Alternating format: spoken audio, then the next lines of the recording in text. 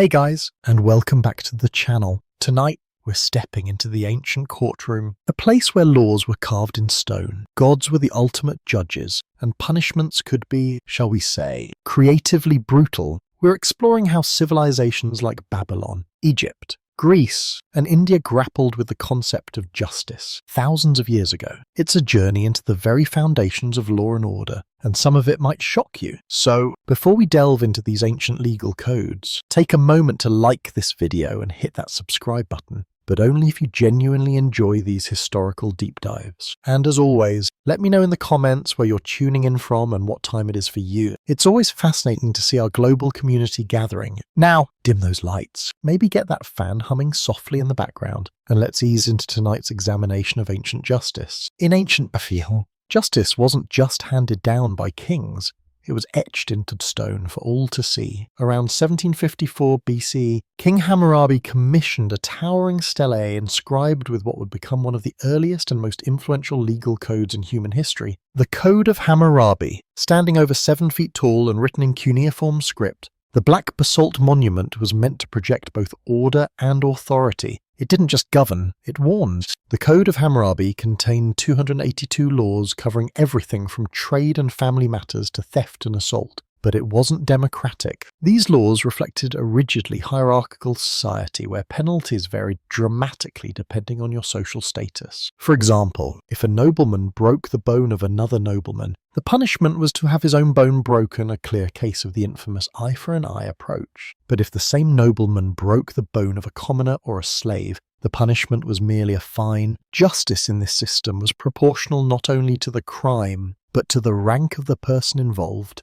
The laws emphasize personal responsibility and state authority. Builders whose poorly constructed homes collapsed and killed the inhabitants could be put to death. Merchants who cheated customers could face mutilation. Even family disputes were tightly regulated with strict laws governing marriage, inheritance and parental authority. Adultery, theft and false accusation were especially harshly punished, often by execution or public shaming. What made the code revolutionary was not just its content, but its visibility. It stood in public spaces, carved with the image of Hammurabi receiving divine authority from Shamash, the sun god and god of justice. This wasn't just a legal document, it was propaganda, reinforcing the idea that Hammurabi ruled by divine right and that his laws were sacred and immutable. However brutal it may seem by modern standards, the Code of Hammurabi established the concept that law should be written, standardized and accessible. It replaced arbitrary judgment with codified norms. In doing so, it laid the groundwork for later legal systems across the ancient world and continues to fascinate historians, lawyers and ethicists alike. In Babylon, justice wasn't blind, it was watching, and it had a chisel. In ancient Egypt, justice wasn't just a legal concept, it was a cosmic force. The Egyptians believed in Ma'at, a divine principle embodying truth, balance and moral order. More than just a goddess, Ma'at represented the foundation of the universe itself. Pharaohs ruled not just with power, but with the responsibility to uphold Ma'at. In doing so, they maintained harmony between gods, nature and society. Unlike the codified laws of Babylon, Egyptian justice was more flexible and case-specific. There was no singular legal code chiseled into stone. Instead, judges, often high officials or priests, interpreted Ma'at in their rulings. While this allowed for context-sensitive decisions, it also meant that justice could be highly subjective and dependent on the social standing of those involved. Court proceedings were both formal and performative. Cases could be tried before local officials or higher courts in the royal bureaucracy. Depending on the severity, plaintiffs and defendants presented their versions of events and witnesses were essential. Written records, contracts, testimonies and petitions were maintained on papyrus, a relatively advanced system of documentation for its time. For common offences like theft or assault, punishments could include fines, beatings or forced labour. More serious crimes, such as tomb robbery or blasphemy, were treated as offences not only against the state, but against the gods. These could lead to execution sometimes by fire, drowning or impalement, or even posthumous punishment like desecration of the corpse to prevent entry into the afterlife.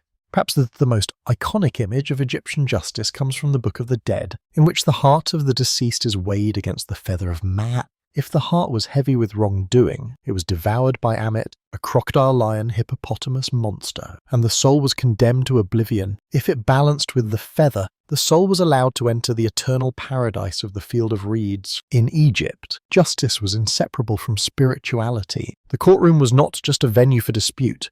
It was a sacred space where divine order was upheld. Unlike Babylon's rigid laws, Egyptian justice flowed with the moral tides of Maat, rewarding those who lived in harmony with truth and punishing those who disrupted the balance of the cosmos. It makes you wonder, doesn't it, which system you'd prefer to be judged under? Let me know your thoughts. Alright, if you're finding this journey into ancient lore as intriguing as I do, give this video a thumbs up. It really helps more people discover these historical perspectives. And if you haven't subscribed yet, make sure you do, so you don't miss out on our next exploration. In ancient Greece, particularly in Athens during the 5th and 4th centuries BCE, justice took on a radically different form from the divine or king-centered systems of Babylon and Egypt. The Greeks began experimenting with something revolutionary, a justice system grounded in citizenship, debate, and public participation. It wasn't perfect, far from it, but it laid the foundation for many modern legal concepts. Athenian democracy gave every male citizen the right to participate in the courts, both as a plaintiff or defendant, and as a juror. There were no professional judges or lawyers. Instead, massive juries, sometimes hundreds strong, were randomly selected from the population. These jurors were responsible not only for hearing cases, but for deciding verdicts and penalties. All without appeal. Trials were short, often completed in a single day, and each side was allowed a set amount of time to present their case, measured by a water clock called a clepsydra.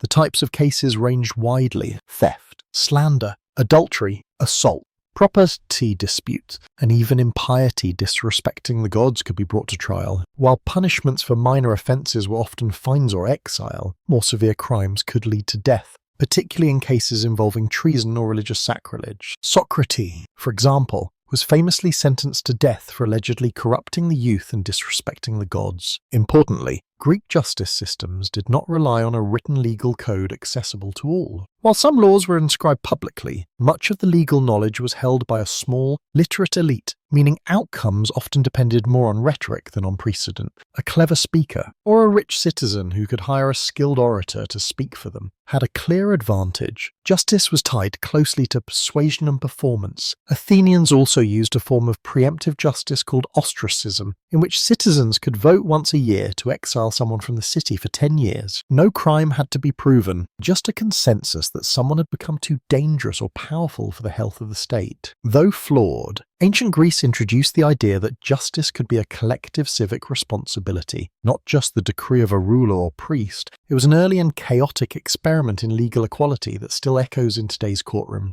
In ancient India, justice was rooted in a profound and layered concept called Dharma, a term that defies easy translation but roughly means duty, righteousness, and cosmic law. Unlike the law codes of Babylon or the civic trials of Greece, Indian justice was not just about right and wrong.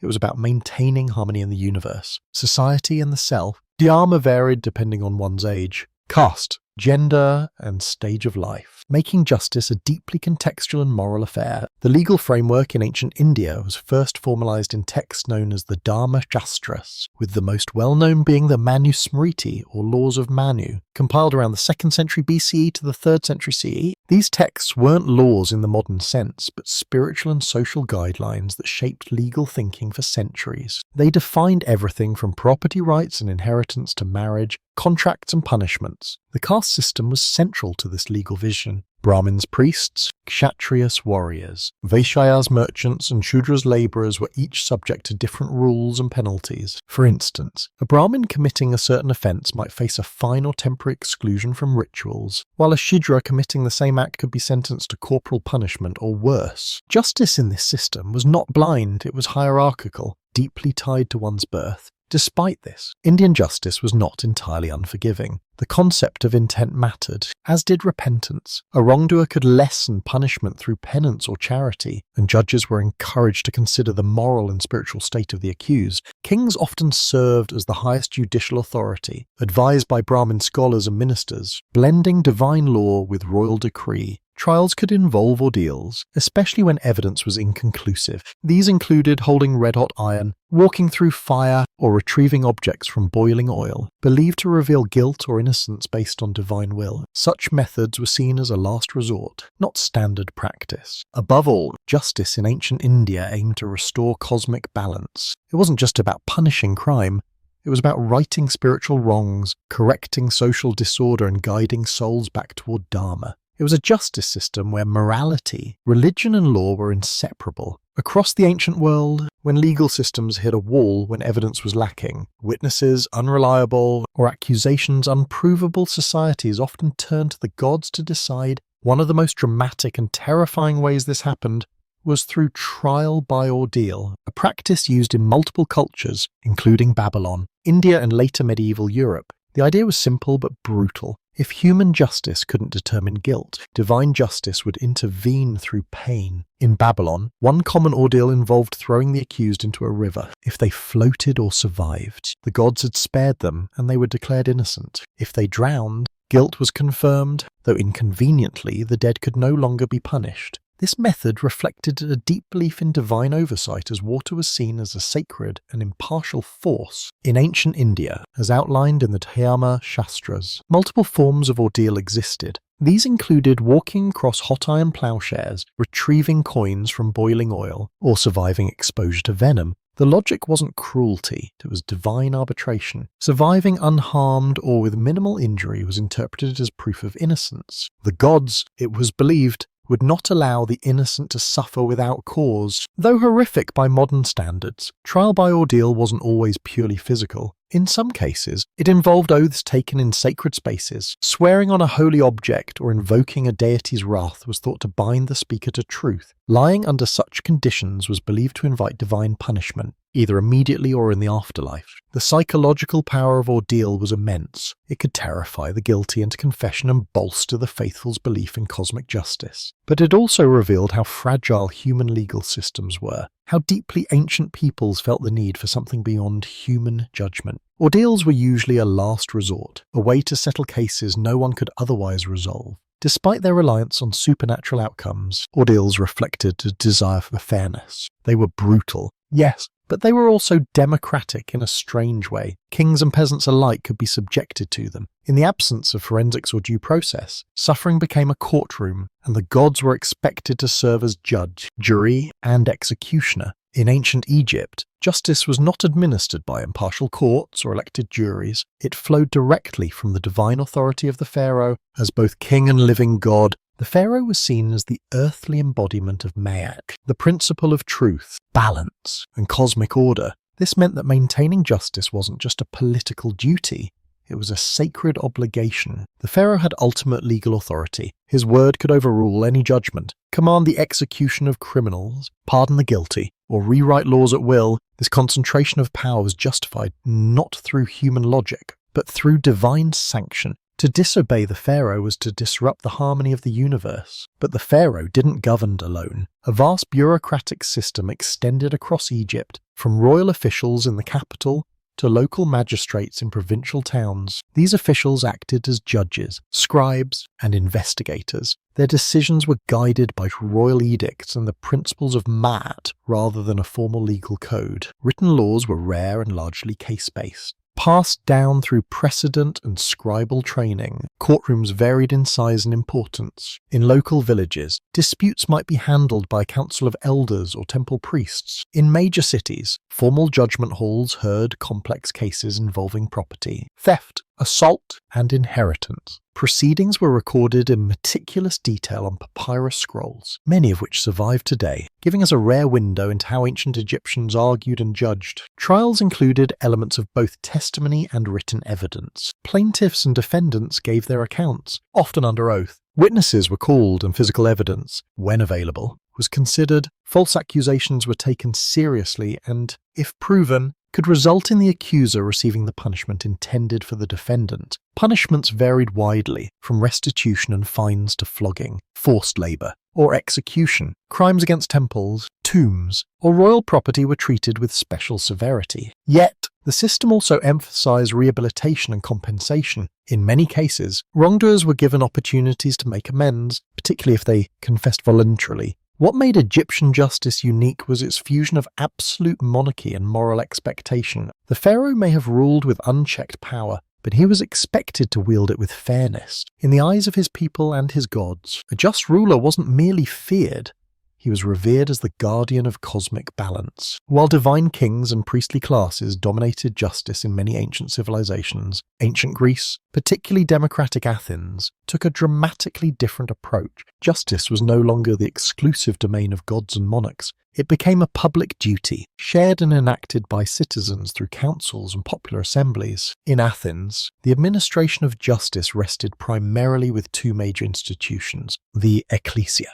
the citizen assembly, and the Heliaia, a massive popular court composed of citizen jurors. Rather than being handed down from rulers, law and justice were shaped by everyday male citizens who took turns participating in governance. Laws were proposed and voted on by the assembly, while the trials were conducted by large juries, sometimes numbering 500 or more. To prevent bribery or manipulation, there were no judges in the modern sense. Instead, magistrates, selected by lottery or popular vote, organised trials and ensured procedures were followed. However, it was the jurors, drawn randomly from citizens over the age of 30, who decided the verdict, with no appeal process and no deliberation room. Verdicts were final and the penalties were voted on directly after guilt was determined. This system favoured persuasive speech over evidence. Defendants, and plaintiffs had to represent themselves or hire skilled orators to write speeches on their behalf. Rhetoric was everything, and clever manipulation of public emotions could sway the outcome. While this system promoted civic participation, it also meant that justice could be uneven, less about law and more about persuasion. For certain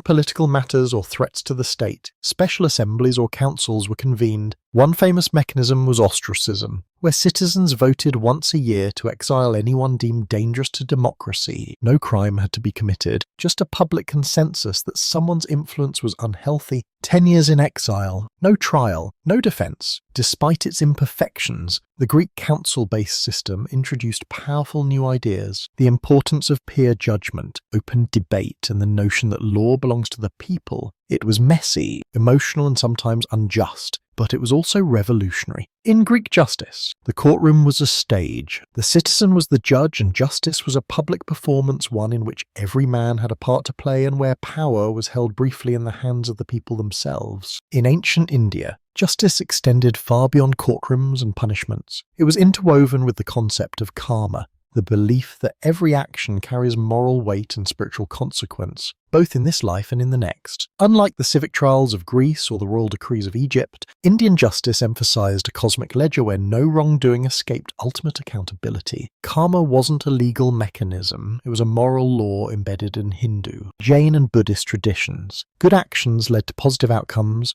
while bad actions brought suffering, even if not immediately. A thief might evade human justice, but the universe itself would balance the scales. This belief reinforced ethical behavior even in the absence of enforcement. Still, ancient India did have structured legal systems. The Manusmriti and other Dharma-shastras offered guidance not just for courts, but for individual conduct. They outlined specific duties for each caste and role in society, reinforcing that justice was not a one-size-fits-all model. Kings were expected to rule according to Dharma, and failing to do so could bring spiritual as well as political consequences. Buddhism, which emerged in the 5th century BCE, further deepened the karmic view of justice. It rejected caste-based legal inequality and promoted universal moral principles, non-violence, truthfulness, and compassion. While not a legal code, Buddhist ethics influenced rulers like Emperor Ashoka, who in the 3rd century BCE renounced conquest and reformed his empire around Buddhist values. His famous rock edicts speak of mercy, tolerance, and the moral responsibility of governance. Justice, then, was about much more than trial and punishment. It was about inner purity,